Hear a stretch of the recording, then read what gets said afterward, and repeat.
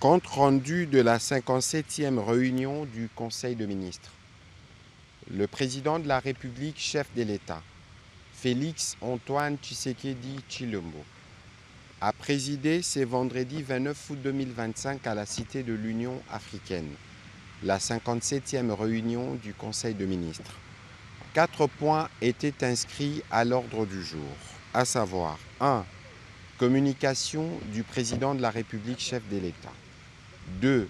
Points d'information. 3.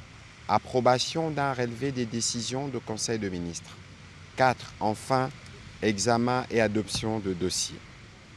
La communication du président de la République a porté sur 2 points principaux, à savoir 1. De la nécessité d'encourager l'industrie locale et de lutter contre la fraude douanière.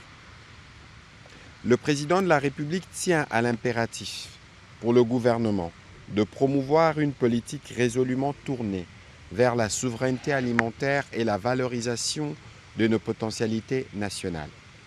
Ce qui appelle à la protection et au développement de notre industrie locale pour assurer l'accès durable à une alimentation de qualité, créer des emplois, réduire notre dépendance extérieure, préserver nos devises et renforcer notre souveraineté économique. Or, la dépendance structurelle dans laquelle le pays est plongé depuis des décennies constitue une vulnérabilité stratégique affectant gravement notre sécurité et la stabilité sociale. L'industrie congolaise est aujourd'hui menacée, entre autres, par l'invasion massive de produits importés, souvent subventionnés, faussant la concurrence et étouffant la production locale, la contrebande et les pratiques frauduleuses, notamment les phénomènes d'Ibilanga qui alimentent les marchés des produits illicites à bas prix. Ces pratiques découragent l'investissement, affaiblissent nos entreprises, découragent les PME locales et étrangères qui ont pris le bon risque de croire en la République démocratique du Congo, réduisent les recettes fiscales et aggravent le chômage et minent l'autorité de l'État. Face à cette situation, le président de la République a engagé sous la coordination de la Première ministre, le vice-premier ministre, ministre de l'Intérieur, celui de l'économie nationale, les ministres d'État, ministre de l'Industrie, celui des Finances et du Commerce extérieur, à élaborer en urgence un paquet cohérent des mesures comprenant notamment 1. La révision ciblée des taxes à l'importation pour protéger nos producteurs tout en préservant le pouvoir d'achat.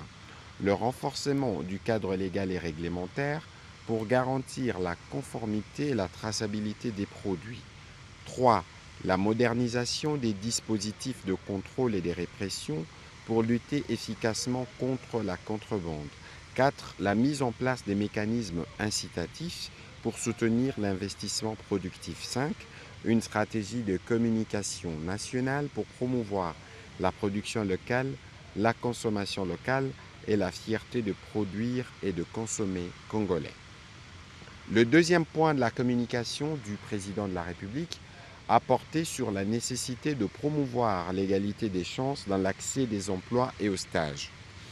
Le président de la République soutient que l'égalité des chances dans le monde du travail constitue à la fois une exigence sociale et un levier stratégique pour le développement de notre nation.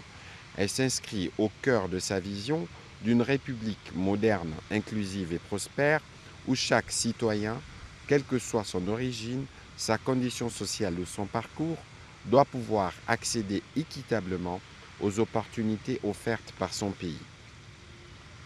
Garantir cette égalité, précise-t-il, c'est consolider la confiance entre l'État et ses citoyens, renforcer la cohésion nationale et assurer la transmission d'un héritage de justice aux générations futures. Cependant, 2 défis structurels persistent et compromettent sérieusement l'insertion professionnelle de notre jeunesse. Premièrement, de nombreuses entreprises, tant publiques et privées, continuent de recruter sans publication préalable de leurs offres d'emploi. Une telle pratique exclut injustement une majorité des demandeurs d'emploi, en particulier de jeunes,